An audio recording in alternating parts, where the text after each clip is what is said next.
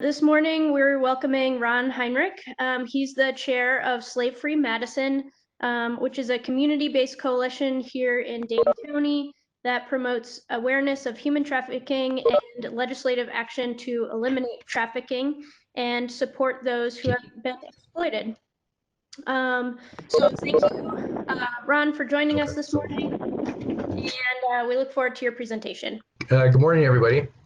My name is Ron Heinrich, chair of Slave Free Madison, and I want to thank the organizers for inviting Slave Free Madison to be part of this conversation this morning, and for all of you to have come online for an hour or so to learn a little bit about human trafficking. Let me just start with a few words about Slave Free Madison.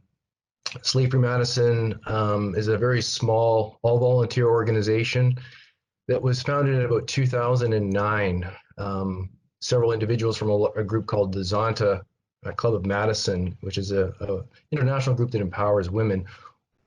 This group called Slave Free Madison, and have been the driving force behind it. I got involved in 2016, and at that point, I knew virtually nothing about human trafficking. So it's been a rather steep learning curve over the last 4 years. And what I want to do today is to present some of the information that I've learned over the last 4 years. I would by no means consider myself an expert, but over those last 4 years, I have found myself talking to a number of different community organizations within Dane County, to schools, a number of the high schools, grade 10 health classes in particular, some of the educational professionals in the area about this human trafficking, and my particular interest is how it affects youth, and so that's what I wanted to talk about this morning. One of the things I'd like to make clear is that Slave Free Madison does not work directly with survivors of human trafficking. So we're an outreach. We look to educate, but I'm going to talk a little today about the kinds of things that you as healthcare professionals might be seeing in clinic and emergency rooms, providing a little bit of information about what red flags look like and how to assess that, things you might take going forward. But I won't be speaking from personal experience on having worked with survivors myself. I've been to a number of conferences and listened to survivors speak, but I'm not in a position, other than having done a little bit of work with trauma-informed presentations, to be able to talk a lot about how one works with survivors. So I could keep that in mind.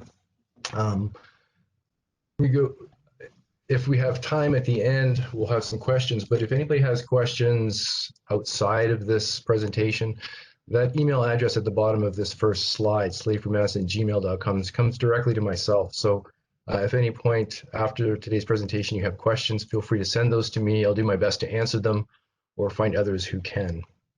Okay, Amy, can we go to the next slide, please? So some of the goals of today's, and you can just kind of work through these, Amy, you can put them all up if you'd like, that's fine. So the goals today are, first of all, to define human trafficking. What is human trafficking? And a little bit about the demographics. So when we talk about human trafficking, we're talking about labor and sex. I'm going to spend most of today's presentation talking about sex trafficking, but I would like to talk a little bit about labor and to distinguish in terms of demographics the two populations that are largely being accessed by the traffickers themselves. So a few minutes on defining those two aspects of labor and sex trafficking.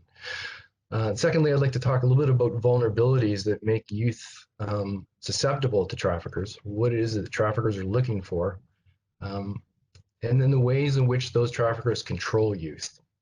So what are the mechanisms that traffickers are using, and how does that result in the way in which they may present to healthcare professionals?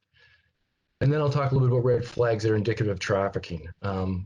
Things that you might be looking for as you see patients come into your offices, into your emergency rooms, etc., and a little bit about mandated reporting. Okay, next slide, please. And again, you can just go ahead and forward through these slides and I'll talk about them So human trafficking, labor trafficking, and sex trafficking have very similar definitions. These are based on the Trafficking Victims Protection Act of 2000, a federally mandated definition. And for labor trafficking, we talk about the recruitment, harboring, transporting, provision, or obtaining of a person for labor services through the use of force, fraud, and coercion. So again, these definitions are very similar. In sex trafficking, recruitment, harboring, transportation, provision, obtaining, patronizing, or soliciting for the purposes of a commercial sex act through the use of force, fraud, and coercion. So force, fraud, and coercion are very important aspects of labor and sex trafficking. The difference between these two versions is that in sex trafficking, anybody under the age of 18 involved with a commercial sex act is by definition trafficked. So what does that mean? So let me back up for just a second.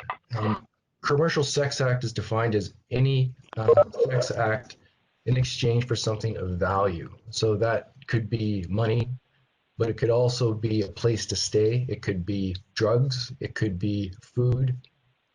Could be clothes. Anything of value makes it a commercial sex act. And if a person is under the age of 18, unlike for labor and sex where force, fraud, and coercion are required, those are not necessary. So that means that somebody who's under the age of 18 who's involved in a commercial sex act is by definition a victim. There's no such thing, according to this federal definition, as a teen prostitute. Right? All of those individuals are victims. It leads me to another thing that I'd like to talk about briefly, though, which is what is prostitution? How does it differ from human trafficking? And I think there's a general sense out there that there's something called prostitution where we have consenting adults exchanging money for some sex act. And there's a lot of people who would say there's very little problem with that.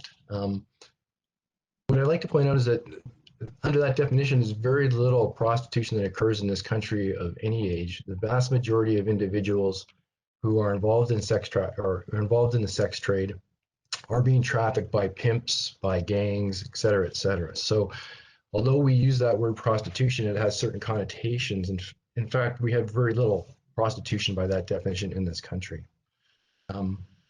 Okay, so let's move to the next slide then. And I want to talk a little bit about human trafficking from a global perspective.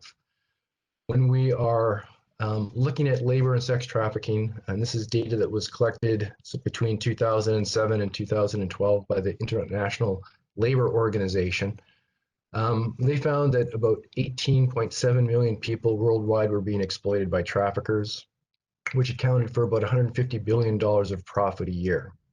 Human trafficking is the fastest growing illegal activity in the world. It's thought to surpass the sale of drugs and arms probably in the near future.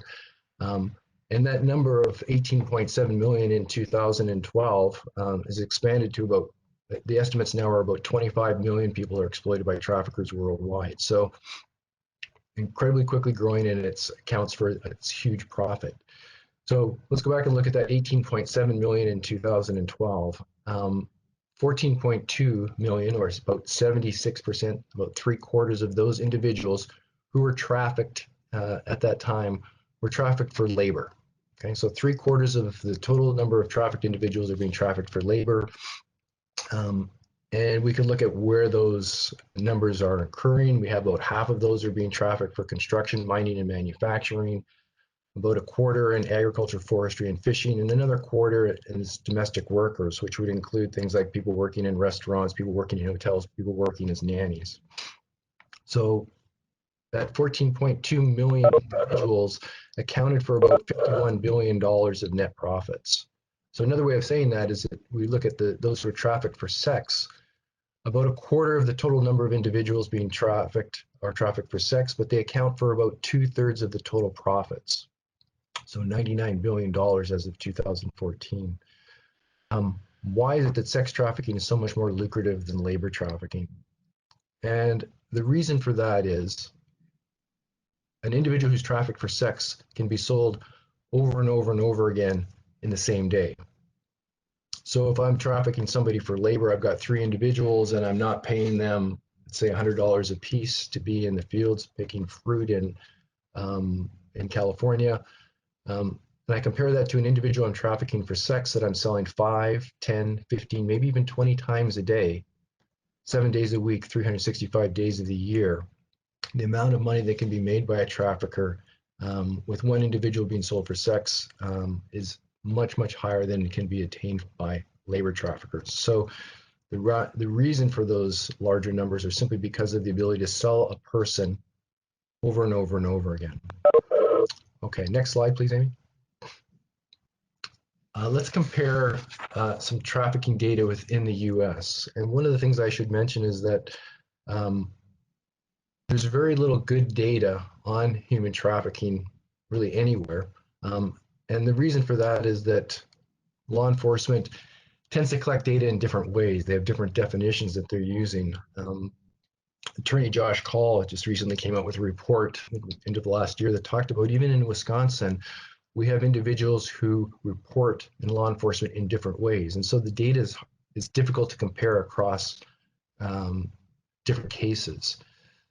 So the data that I'm going to present right now is from a 2011 US Department of Justice report. So it's a little bit older data. And I'll just mention that all of the studies that I'm citing are in the references at the end of the slideshow. So if you have access to that PowerPoint, the data are there. And when we look at that 2011 report, we have 520 or so cases of human trafficking in the US where the data is comparable and can be compared. It was culled from a set of about 2,000 of cases. So 460 of those are sex trafficking and 60 are labor trafficking. That implies that sex trafficking is much more prominent in this country than labor trafficking. That may be the case, but I think there's more and more individuals who believe that labor trafficking is just underreported at this point, certainly in 2011, but even still today. So those numbers are probably a little bit more comparable. It looked a little skewed here, but we have a considerably greater labor trafficking problem in this country than these numbers might indicate. So if we break down these data between males and females, what we find is that in labor trafficking, about 2/3 are female of those 63 cases, whereas in sex trafficking, considerably higher percentage are females.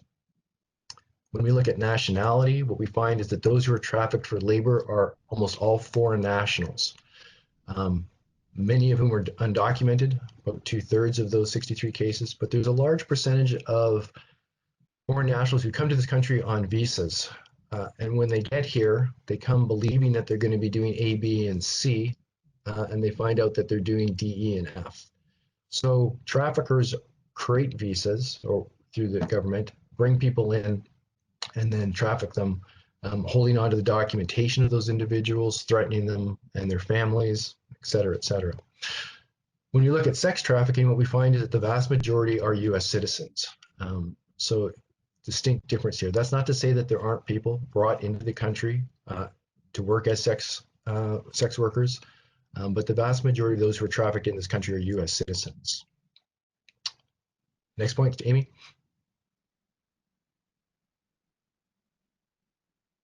Next slide, Amy, or down a little bit further, Amy. Give me a little bit more data on this slide. Yes, it is not advancing for me, so I'm trying. Okay. So the next thing is to talk a little bit about nationality then. Race. When we look at labor trafficking, the majority of individuals who traffic for labor in this country are Hispanic. Probably not surprising. There we go. Whereas when we look at sex trafficking, what we find, and this is data that's been found in other studies, roughly 80% of those who are trafficked for sex are people of color. So that depends on what part of the country you're looking at, but about 80% are people of color. And then the last point here that I want to make on this slide is that when we look at labor trafficking, the vast majority are over the age of 18. So in this case, 90% of those cases. Whereas when we talk about sex trafficking, generally thought to be about 50%, maybe a little bit more, maybe a little bit less, of those who are trafficked for sex are under the age of 18.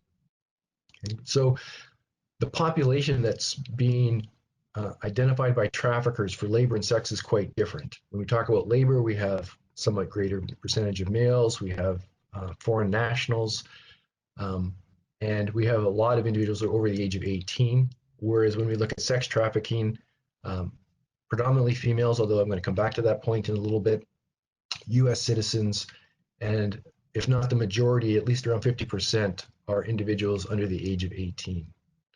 Okay, let's look at that sex trafficking and compare some more data within the US. Next slide. I am really having problems. I'm trying. Okay, so the next slide talks a little bit about or compares that data that you see on the right-hand side here from the US Department of Justice with some data that was collected in Milwaukee a few years ago, between 2013, 2016. There was a group who went back and called through some of the police reports over those 3 years, identifying cases of human trafficking, and then created a data set from that. So I'll try to use off the top of my head some of the numbers from that. When we compared gender, we found very similar numbers to what the US data shows. So again, high 90s of females. And again, I'll come back to that in a second. In terms of race, considerably greater percentage of African Americans as we might expect in Milwaukee. But again, in terms of the total percentage of people of color versus Caucasians, about 3/4 to 80% are people of color. And then lastly, the studies in Milwaukee were looking at young adults and youth, so they didn't look at individuals who were over the age of 25. But again, what we find is that over 50% of those cases in Milwaukee were involving individuals under the age of 18. Okay, so basically the data from Milwaukee corroborates the data that we saw from this larger study in the US. And again, it would be nice to have more updated data and larger sample sizes, but this is what the data sets we have to work with right now. Okay, next slide, please. So a few more numbers just to make sure that we're all on the same page here. First of all, sex trafficking has been reported in all 72 Wisconsin counties. It's quite probable that labor trafficking also occurs in every county in Wisconsin, but we certainly know that sex trafficking does. So although the numbers are going to be higher in places like Milwaukee and Madison, this is occurring all over the state. In Dane County, we have hundreds of individuals who are advertised for sex every day. How do we know that? There's a single detective who works on human trafficking in the Madison Police Department. A couple of years ago, I approached him and asked him about some data that he had suggested he had. And this comes from 2 websites. So there are lots of websites out there where people are advertised for sex. Roger had access to 2 of those websites. And what the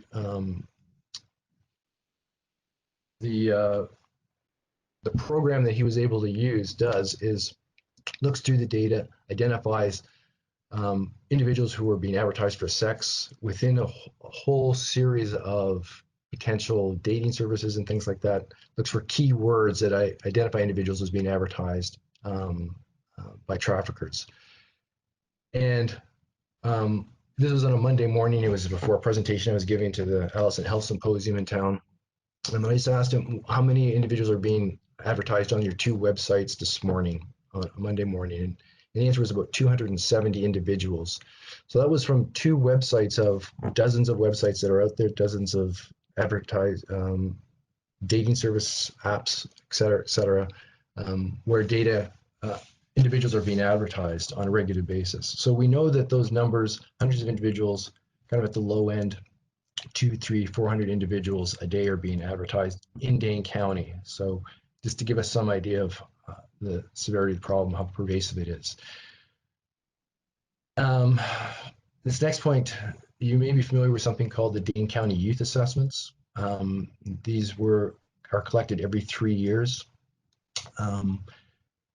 And it's an assessment that's provided to 7th through 12th graders in all the high schools in Dane County. There's a whole series of questions that are asked of the students. attempts to get at things like drug use, homelessness, ability to get food, individuals' interactions with parents, mental state, et cetera, et cetera. I think there's about 120 questions on the Dane County Youth Assessments. In 2015, they put for the first time a question that addressed commercial sex. And what they found in these last two assessments, that between 2.5% and 3% of those individuals in high school reported having engaged in commercial sex. Okay, so that translates to about 500 individuals within the high schools. And it was the first data that I saw that actually provided a number, gave me some idea of how extensive the problem is in the high schools. Keep in mind, those are individuals who actually get to high school, get to school on a daily basis, and who answered the assessments. There are lots of youth in our county who are homeless and who aren't going to high school on a regular basis and aren't part of that data set. So those numbers, 2.5% to 3% of all individuals high school, are significant. There's also a Minnesota Department of Health working along with Minnesota School of Nursing. We released a report in January that looked at data collected across that state. So similar to the youth assessments in Dane County, they provided an assessment to, I think it was 70,000 grade 9 and grade 11 youth across the state of Minnesota. And what that report found was that estimates are that as many as 5,000 youth in Minnesota have been trafficked, or at least have been have been involved in commercial sex. That's a fairly large number. But if we look at it from a nationwide perspective, there are some estimates that there may be as many as 300,000 youth who are being trafficked nationwide. And there are some groups who estimate that the average age of those who are trafficked is about 13 years of age. So that means middle school kids are involved, are being trafficked for sex. And we have youth as young as 9, 10, 11, 12 who are being trafficked. So we probably tend to think of this as being for somewhat older individuals. These numbers are being driven by demand. And we're finding younger and younger kids being involved in trafficking. Okay, next slide, please, Amy.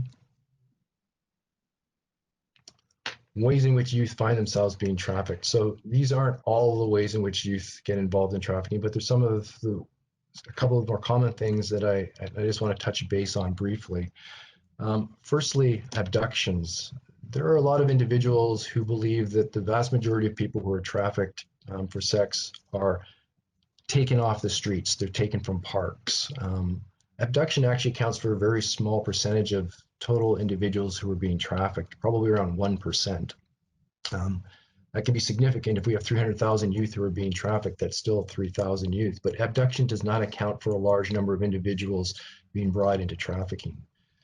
There are a lot of youth who are trafficked through family connections by their parents looking to make money, or maybe an aunt or an uncle. And it may be that that's something that's happened throughout family history. It's been part of the family dynamic. So that's another possibility. False advertising for employment. Again, this maybe pertains more commonly to individuals who are riding from outside the country. And then lastly, and this is the one that I really want to kind of spend a little bit more time on, is that traffickers and those who are recruiting for them often pose as friends and romantic interests and get involved with youth. This is by far and away the most important, in terms of numbers, ways in which individuals find themselves being trafficked. And I'm not going to spend a lot of time talking about the traffickers themselves this morning, or the Johns for that matter. That's a whole nother discussion. There may be some of you out there who are looking at me online and thinking he looks like he might be a trafficker or a John. I'll just say this, if we look at the sort of average person who is a buyer of sex, they are somebody like myself. They tend to be a white male, 40s, 50s. They have college educations. They have families. Johns are across a whole diverse array of livelihoods, as are traffickers. There's no one particular stereotype that we can possess, but in terms of that part of the equation, which in fact is the most important part of the equation, it's the demand, of course, which is driving all of human trafficking. And until we decrease and end demand, we will always have trafficking.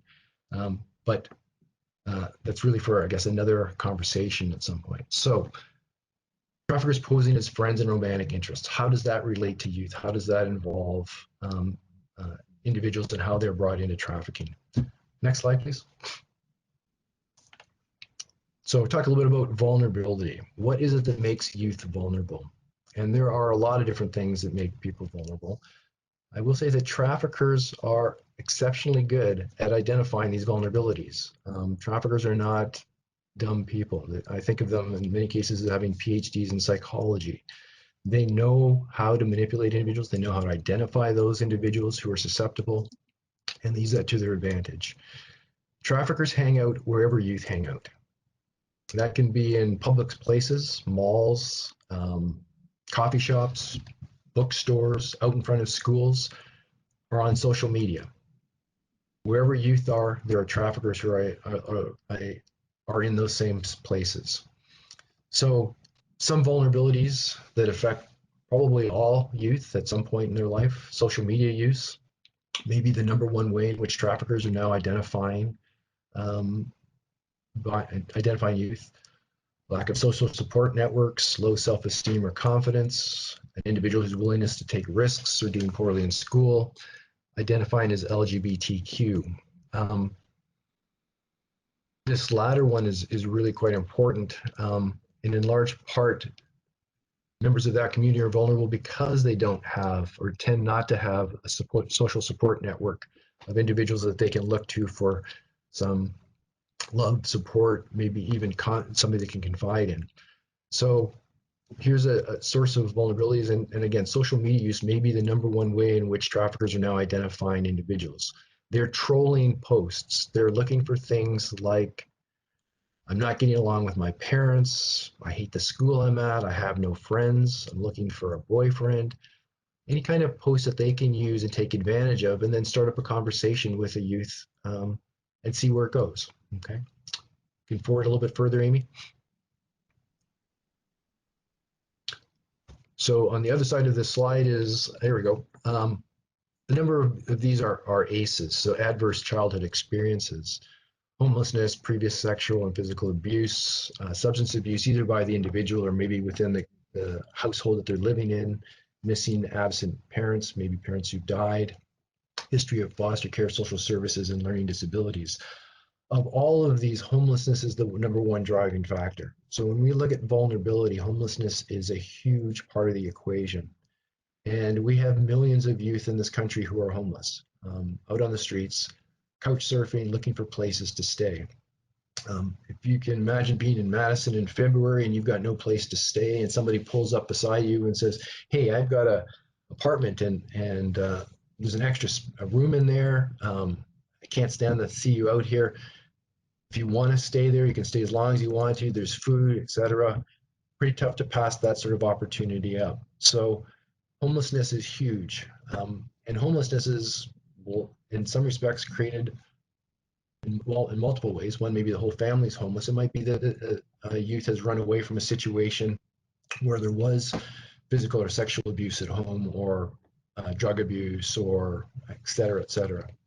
So homelessness is a real key, and there are groups in town like Briar Patch who work with the homeless youth on the streets. So shout out to them. Okay, next slide, please, Amy. How do traffickers manipulate and control those they exploit? So I want to introduce a concept called grooming, or psychological manipulation. And this is, again, when we talk about a trafficker who's identifying a vulnerable youth and making the case that they're a friend or a romantic interest, grooming process is really the key by which that trafficker develops a relationship with the individual.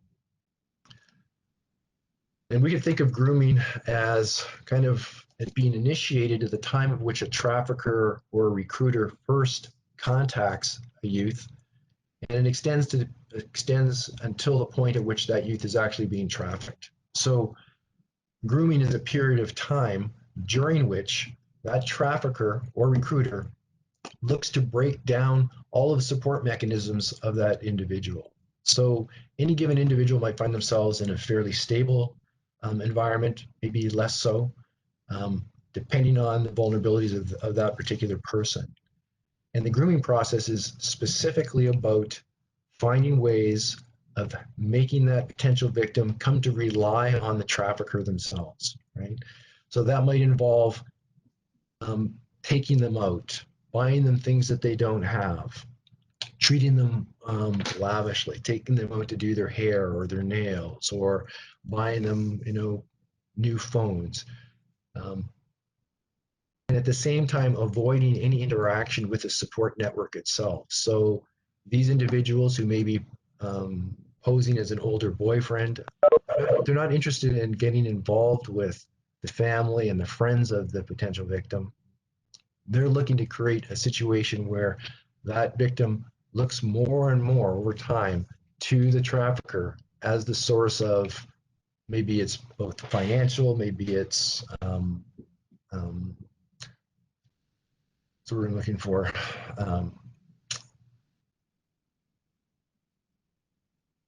caring, maybe a love interest, but looks to that trafficker for all kinds of things that are missing in their life. Okay, put it that way. At some point during that grooming process, and if the grooming process works well for a trafficker, they may actually create a situation where they have the victim believing that, yes, this relationship is really going well, and the fact that this my boyfriend is now asking me to get involved with some other males to make some money to help support our way of life and maybe some traveling we're going to do. You can have an individual who doesn't even recognize they're being manipulated and is being trafficked, but believes that they're doing what they can to help out a relationship. Okay, that would be, for a trafficker, the best of all possible worlds. He's not having to use anything else other than this belief in a relationship between the two people. At some point, though, that belief may break down. So a trafficker may say, we need to do this, we need to go this next step, I need you to do these things with these guys or with these girls, and at that point, there's a decision that's made by the victim, right? I'm going to do those things or I'm not going to do those things.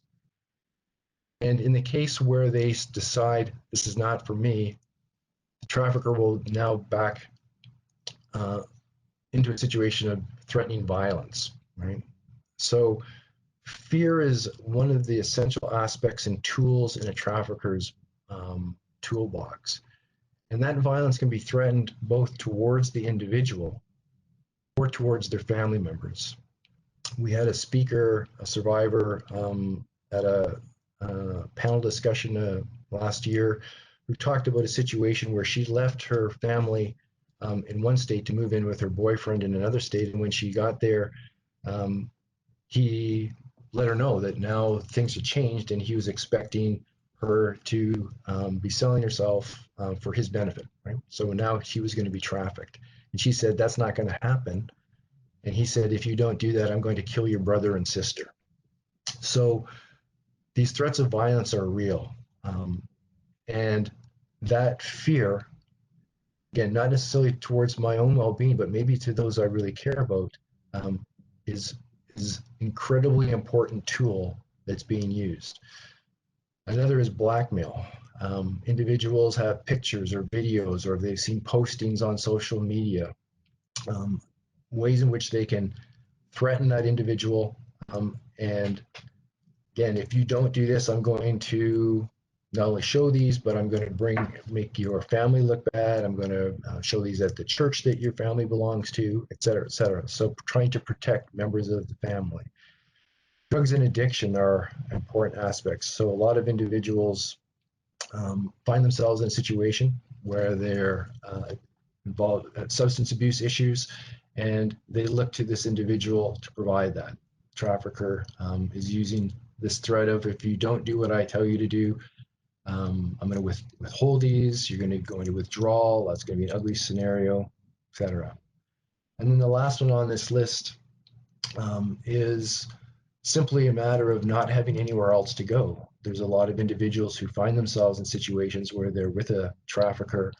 Maybe they're supporting children that they have, but they're depending on that individual for food, shelter, and other necessities.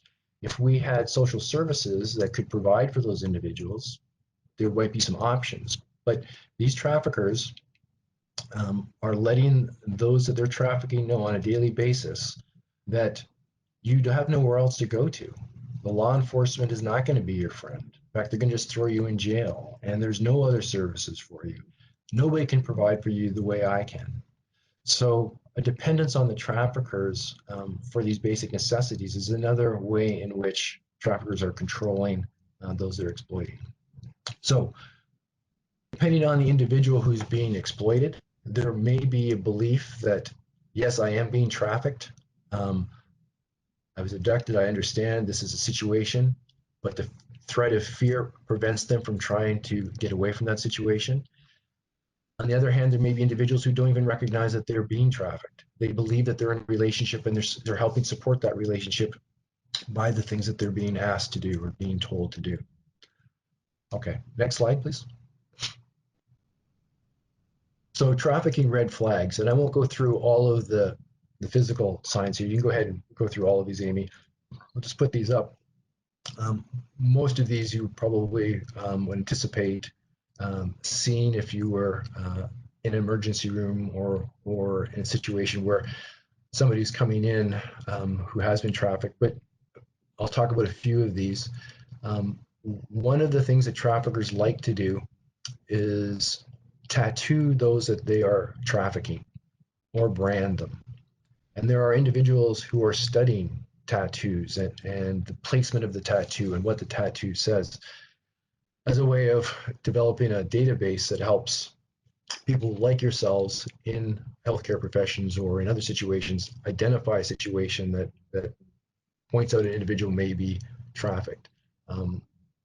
If people are interested in that data, I can see, I listened to somebody last year speak on that, and it was in preliminary stages, her work, but that may have moved along. So tattoos can be a key identifying factor in terms of a physical sign of trafficking. I mentioned respiratory and other infections. Again, this might be more common to labor traffickers or to those who've been trafficked for labor, individuals who've been in fields, been sprayed by pesticides, other chemicals. But again, a whole list of potential physical signs of trafficking. Any one by itself may or may not be indicative, but taken together, they may be more problematic. And again, I want to just point out that we are talking about individuals who may be as young as 9, 10, 11 years old who are coming in with some of these physical signs. Okay, next slide, Amy. Behavioral signs. So I want to spend a little bit more time on these. If an individual comes in with few personal possessions, lacks ID, or that ID is controlled by another party, they're not in control of money, those are sort of a key behavioral sign. Traffickers don't allow those they trafficked to carry ID. They don't allow them personal possessions. It's one of the ways in which they control not that individual materials, but also helps to control them mentally as well. You don't own anything. Everything belongs to me. I'm the one who controls all of your things. Those who are trafficked tend to have difficulty making eye contact. They're told by their traffickers not to make eye contact with other individuals. So when they find themselves in a situation like confronting a healthcare professional, that's a natural tendency is not to look at that individual. Maybe avoids answering questions altogether. When they do respond, those things could sound pretty coached or formulaic. And they may not be able to speak for themselves. It may be that there's somebody else in that space. It's unlikely to be the trafficker themselves. Traffickers are very good at staying in the background, kind of away from a situation. They have recruiters other males, females who are working for them who may pose as a sister or a brother, an uncle or an aunt, and have them in that situation with the expectation that they'll be answering any questions that are addressed towards the individual who's actually the trafficking victim. Often those who are trafficked have no idea where they are. They may be moved from city to city on a regular basis. And so if you ask them questions about where do they live, where do they stay, they'll often claim that they're visiting. So I'm not from this area, we're here for a brief time. No particular address, just kind of passing through. So that's a fairly common situation. Very little concrete data is provided either by the person being trafficked or in the case of having another individual in the room by that individual as well. So looking to limit any kind of detailed answers or explanations to questions. Because of the situation and the concern of fear, those who are trafficked often come across as resistant or belligerent, and particularly to law enforcement, but this would be true to any authority figure. They've been told not to interact with those individuals, right? And there's this fear, if you do interact with those individuals, if you provide them with any information that I don't want you to provide them with, there's repercussions for that. So as a way of protecting themselves, they often come across as resistant or belligerent in those situations. In the case of healthcare, they may refuse to put on a gown or cooperate with a physical exam. They're here for something very specific. You know, I need some antibiotics for this thing that I have. I don't want to go through the process of a physical exam. I don't want to go answer your questions. I'm not coming back tomorrow to see somebody else. I just need what I need right now. So tendency not to provide a whole lot of additional information other than exactly what they think they need. And then maybe one more point on this slide. And they often appear unconcerned by even what might appear to be serious injuries. So they're not reaching out for help. They're here for something specific, to address something that's going on right now and get out of there as fast as they can. Okay, next slide. So what do we do if we suspect human trafficking? And again, I don't know to what extent those of you listening this morning have some experience with human trafficking potentially, or to what extent there's learning that's built into the process of medical school these days, or additional learning. But I just want to talk a little bit about what kinds of things you might want to consider if you come across somebody that you suspect may be a trafficking victim. Again, this is not coming from personal experience, but from things that I've read and listened to. So I don't mean to, hope these don't sound demeaning anyway, but just things to think about. First thing to keep in mind is that those who are exploited are unlikely to let you know that they're victims of trafficking. And as I mentioned earlier, they may even not recognize that they are trafficking victims. They may believe that they're in situations where things are fine, that they're not being manipulated and used. So seldom are they going to disclose a situation, particularly if they're meeting you for a first time.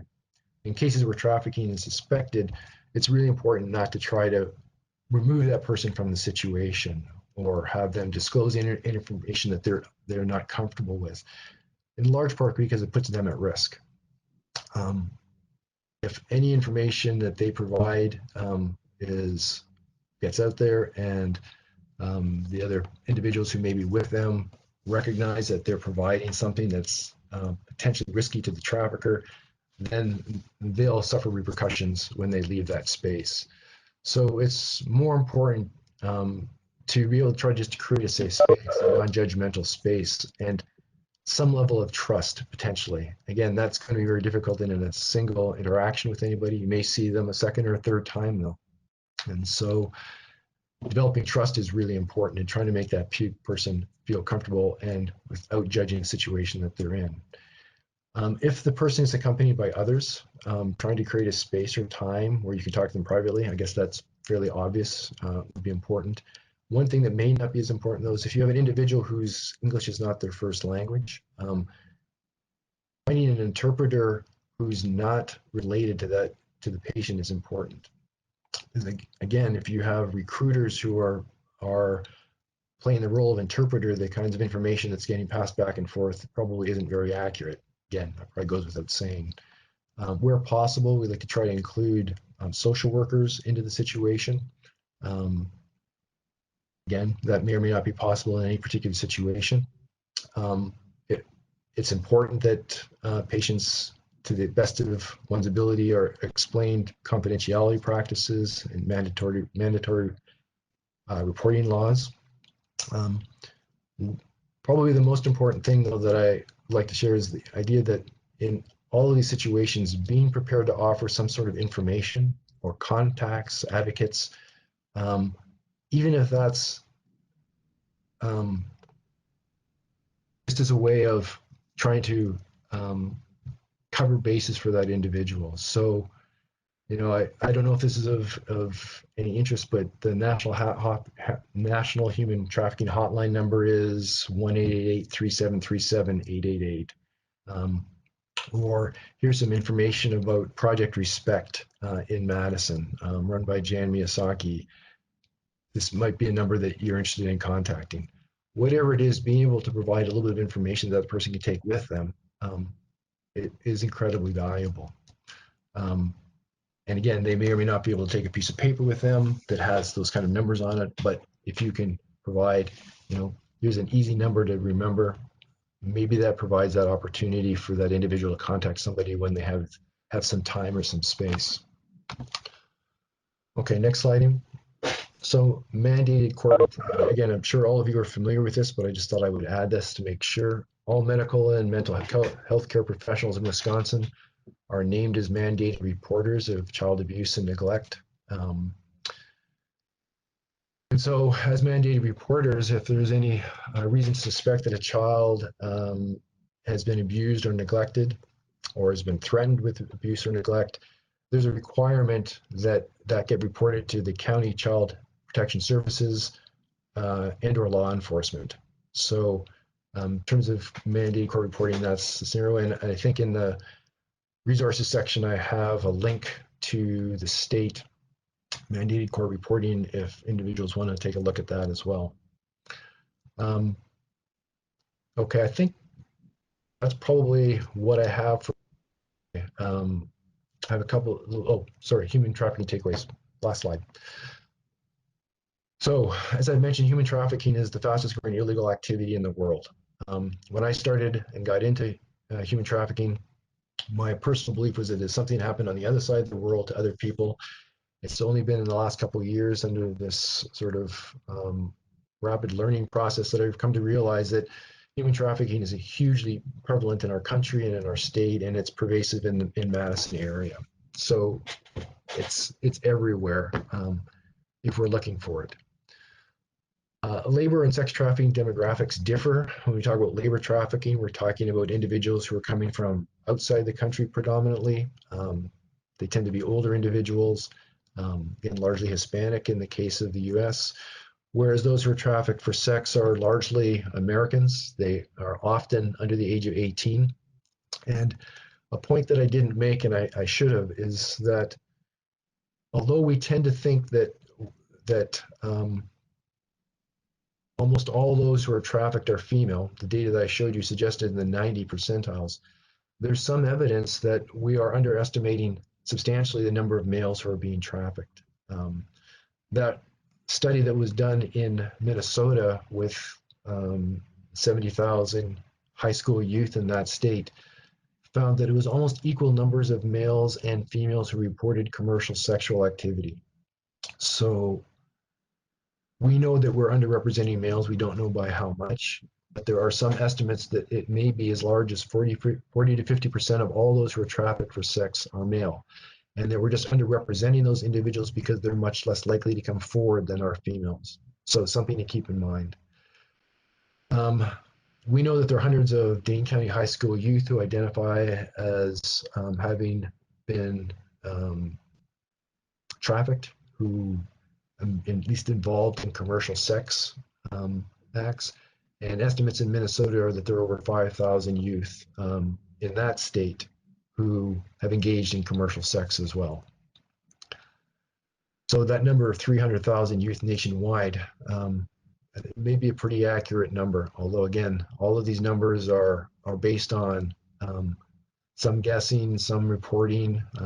The Polaris Project, which is a national anti-human trafficking organization that provides a lot of really great data, and one I would recommend people looking at if they want to explore more about human trafficking, gets a number of calls every year on the National Human Trafficking Hotline number. And so a lot of the data comes from some of their work as well. And then lastly, trafficking victims are, at least initially, unlikely to be cooperative or to confide in anybody of authority. And that's in large part because of fear of retaliation from their traffickers. Developing trust with those individuals is really important. That may not be something that can happen in individual visits, but if the seed gets planted that healthcare workers or educators or whoever it is are a group that can be trusted, then we have the potential for finding situations for those youth to look for people who can help them get out of the situation that they're in. Okay, so then the last two slides are just some resources. Some of these resources are specific to healthcare workers. Some of them are just more general human trafficking databases that people can access. And again, the last slide is just some references from some of the studies that I've cited this morning, if you're interested in looking those up. Again, I'm not sure how to proceed at this point. If you do have any questions, you could try to do a few questions here. Happy to do that. But if you have any questions that come up subsequently, feel free to email me at slavefreemadison@gmail.com, and I'm happy to try to respond in the best way that I can, or to find others who can answer your questions that I may not be able to. So thanks for your time this morning, and thanks for your interest in human trafficking, and I wish all of you a happy 4th of July long weekend. Thank you so much. Really appreciate you presenting today. And if it's okay with you, if we can post these slides to our, or share them in the department with these resources, is that okay with you? Yeah, that's fine. Okay, great. I think that's going to be really helpful. Unfortunately, we're out of time here this morning, and I apologize for the technical problems, but really appreciate this information. It's so important for us to keep in mind as we see patients every day. Great, and thank you for all of your work in the health professions. I know that's been particularly challenging in recent months. Let me know again if there's anything I can answer, any additional information that you would like help to clarify, or if anybody else I can put you in touch with. Thank you, Laura. Great, thank you.